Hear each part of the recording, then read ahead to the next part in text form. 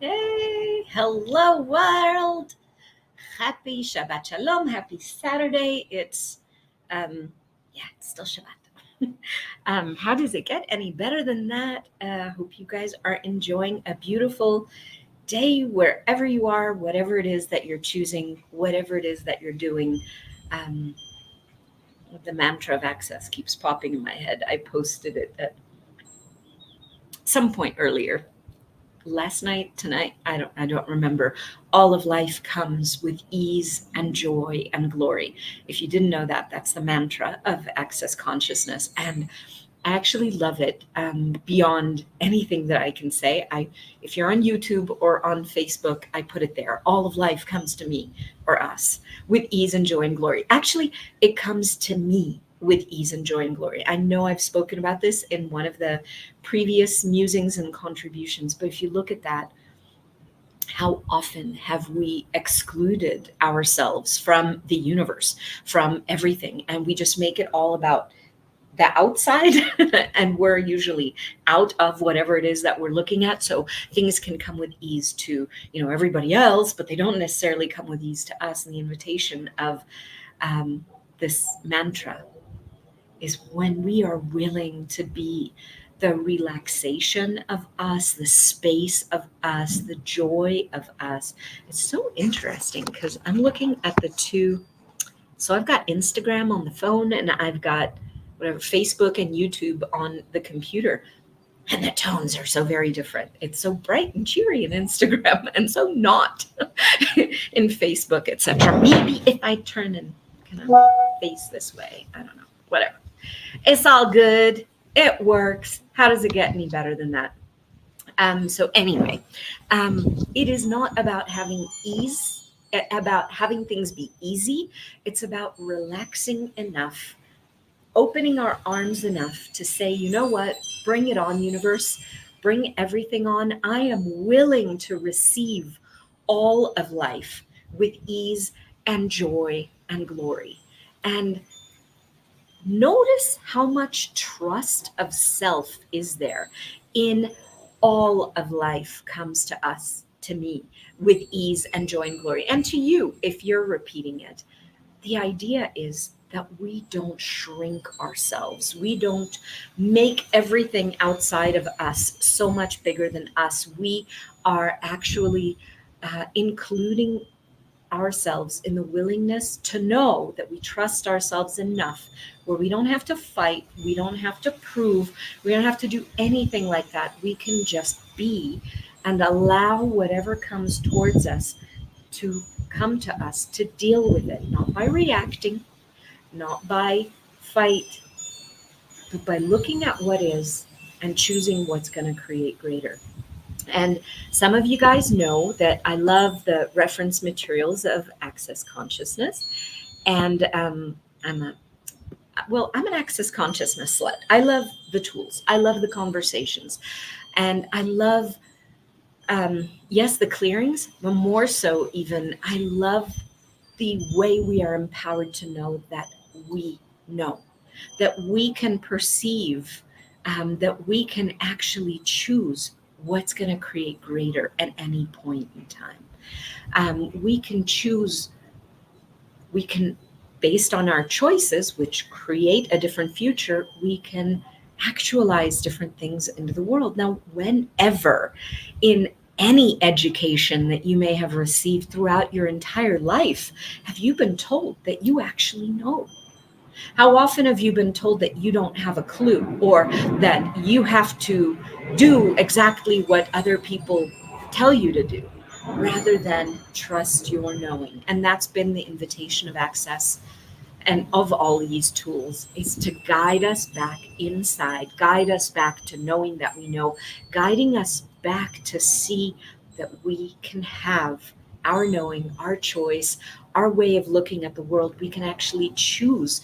We can engage with everything that's around us, all the molecules, all the quantum entanglements of the elementals. We can play with everything. We can ask it to contribute to us. And so one of the things that I had seen yesterday when I just randomly opened the reference materials at 2:00 in the morning, as one does, I saw something that I would love to share with you.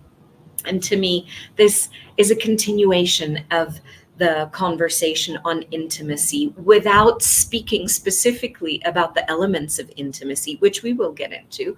But this is about trusting you. This is about allowing yourself to be the joy of you, to be the joy of being that you truly be. And by the way, speaking of joy of being, besides the fact that that's my Facebook page, and I love even the words, wow, you be joy, the joy of being that you be. That's the gift to me. The joy of being is the job that we've come here to have on this planet. That's who we be. That's why we're here. My interesting point of view. But Dr. Dain did one of his infamous 10-hour loops. If you're not familiar with him, go to his YouTube channel, Dr. Dain Heer, and you can even search in YouTube, Dr. Dain Heer 10-hour loop. And he just released one a couple of days ago, which I've slept with for the last 2 nights. And it's called The Joy of Being. And it's absolutely beautiful. Highly recommended. Yummy beyond compare. So that might be fun for you. Anyway, back to this snippet from the reference materials that I absolutely love. I'm going to read it out loud. Just talk. Anything comes up for you, feel free to let me know, whether now, whether later. And how does it get any better than that? How many of you think you have to fight against the whole world to have you? Look at that. How often do we rebel against things? How often do we feel like toddlers? Toddlers, like when they're babies, they don't recognize that there's a difference between themselves and then the mama or the papa or anything else. They think that it's all, we're all the same. And then at some point they realize, I got my own desires, I've got my own wants, I've got my own preferences, etc. And then they go through their no period. Funny, because I have 2 kids, and with both of the kids, we never went through the quote unquote terrible twos. A lot of the terrible twos are about having to fight. And we didn't look at the fight. We were just willing to be present with them. Doesn't mean that we don't fight. We certainly do. Maybe more frequently than we'd like. But the thing is, when you recognize you do not have to fight in order to have you, then a whole new conversation can show up in the world. And that's part of this invitation. So how many of you think you have to fight against the whole world in order to have you? The moment you fight the world, you have been eliminated. Fighting the world eliminates you from creating your life, from walking through the world as the ease and the joy and the glory and the relaxation and the spaciousness and the expansiveness and the magic and the joy that you be, because it takes you out of that. It automatically puts you in fight mode. Then you're just doing reaction. You're not in the creation, in the choosing of your life when you're so busy simply reacting. Fighting the world eliminates you from creating your life. If you have to fight against the whole world, that includes you, which means that you have to fight against you in order to have a sense of you. So look at that. When you say, well, everybody is against me, well, everybody includes your body. How often do we create that? Or everyone hates me, or, whatever other words you might hear yourself saying or repeating or going into the story of, or whatever the case is, or those people. Whenever you've got a those people, remember, we're part of oneness. So everybody or the whole world, we're in that also. Okay? Can't take you out of that. So it's like cutting off your nose to spite your face. If you are fighting against, you lose yourself in the process. You lose yourself from having the energy, the space, the joy to be able to create, because you're so busy attacking something else. You're not looking at what would I enjoy being, having, inviting, creating, contributing in the world. That doesn't exist when you're fighting against. So if you have to fight against the whole world, that includes you, which means that you have to fight against you in order to have a sense of you. not the space of you, not the possibility of you, but something that you've identified, defined, confined, a little box that you think is you. And even if you find you, you have to fight against that to prove that it is you, to prove that it is not you, and you must fight against it regardless. Resistance is kind of futile that way. So whether you withdraw or you put your dukes up, right, in order, whether you withdraw or you put your dukes up, you are still fighting to maintain a sense of self when you have none. As soon as you fight to maintain a sense of you, you've stopped having a sense of you. Because you're only looking at yourself in relation to something else. This is us, this is them. This is good, this is bad. This is, I'm going to righteously defend a point of view. But who are you when you're actually being space? When you're willing to look beyond the fight, what else is available there? And this is where it gets interesting. Whether you withdraw or you put your dukes up, you're still fighting to maintain a sense of self when you have none. And as soon as you fight to maintain a sense of you, you've stopped having a sense of you. The lie is that your life is about survival. Remember how they say in this day and age, survival of the fittest? Well, not only in this day and age, in different ages, survival of the fittest. But that's a lie. The lie is that your life is about survival. Even Darwin's survival of the fittest has a lie in it. It isn't survival of the fittest, but of those who adjust and change. Hello, boo. My daughter just hopped on. You're awesome, just so you know.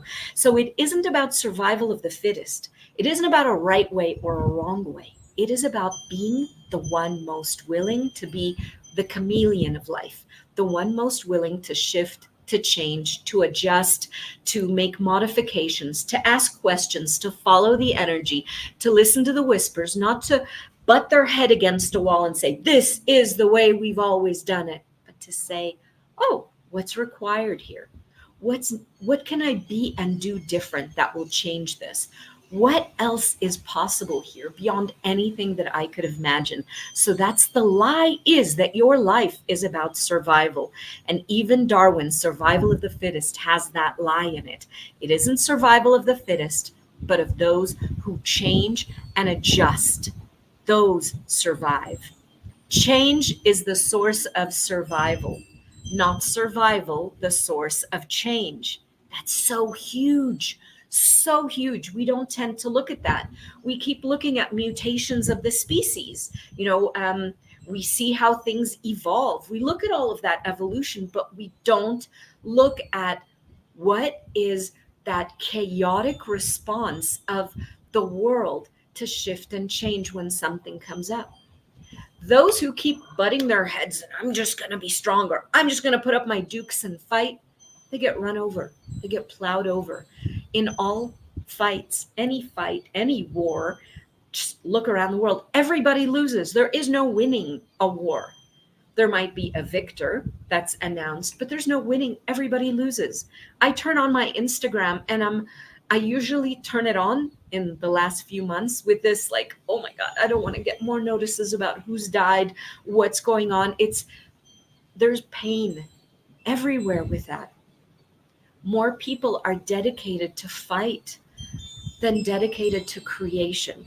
Instead of marching in the frickin' streets and demanding this and demanding that and ceasefires and let me, go and threaten people. And I've gotten threats and comments that are horrific just because I'm Jewish or just because I ask to have the hostages come home.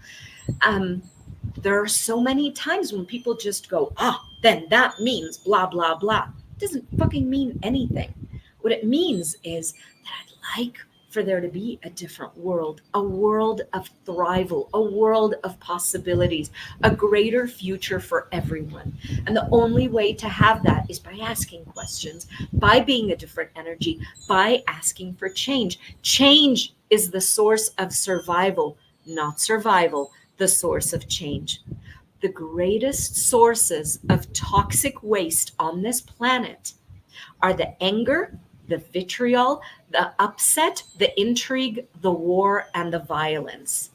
Have you seen that a lot in the world around you in the last couple of years? For sure, the last 6 months, or I don't know, how long has it been? Like, yeah, about 6 months. And the last couple of years before, and probably more so than that. But what if that is the greatest source of toxic waste? It isn't your plastics. It isn't, people dumping things on the side of the road. No, it's all of that anger. It's all of that frustration. It's all of the upset. As soon as someone goes into angry, they're gone from being present.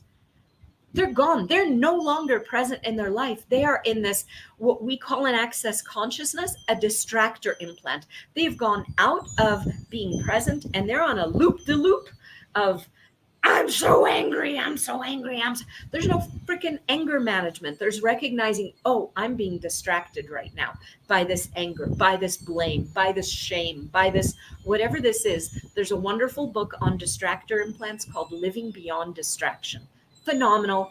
It is a telecall that was transcribed and is available to you to read, to explore, to enjoy, to learn from, and to see where these things literally hijack you out of your life, out of being present, out of choice, out of ease and joy and glory, and they smack you right dab in the middle of crap. And you don't have to be there. 5:26. I gotta go in a moment, but I will keep reading this. The greatest sources of toxic waste on the planet are the anger and the vitriol and the upset and the intrigue and the war and the violence, which we're all hearing on all of these marches everywhere around the world. Humanoids can change that. And you, my friend, if you follow any of these things, if you're a person who looks for possibilities rather than this is the way we've always done it, just might be a humanoid. Go explore an access consciousness class. You might have more fun than you realize. Anyway, humanoids can change that. If joy constituted 1% of what was possible, just 1%, and anger, vitriol, and upset was 99% of what was here, which would the consciousness of the earth align and agree with? Even just 1%, the joy. If you don't choose the joy, you are destroying the earth. Are you refusing to embody as joy? And how much of you are you containing so that you don't become an explosion of joyful being on planet Earth?